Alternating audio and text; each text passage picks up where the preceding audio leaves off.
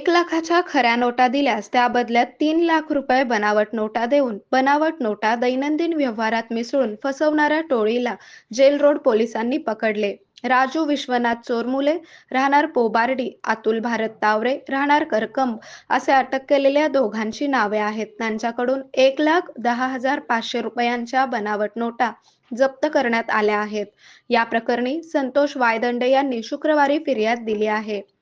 दोन्ही आरोपींना 3 दिवसांची पोलीस कोठडी सुनावण्यात आली आहे. भारतीय चलनातील 500 रुपयांच्या नोटा रंगीत झेरॉक्स करून त्या नोटा एकमेकांवर चिटकवून बाजारात विक्री करण्यासाठी 2 आरोपी येत असल्याची माहिती जेल रोड पोलीस ठाण्यातील संतोष वायदंडे व भारत गायकवाड यांना मिळाली.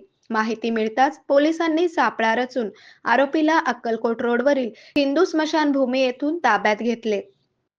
त्याच्याकडून एकूण 1,10,000चा 500 रुपयांच्या बनावट नोटा जप्त केल्या. यामुळे त्यांना अटक करून शनिवारी न्यायालयात हजर करण्यात आले होते.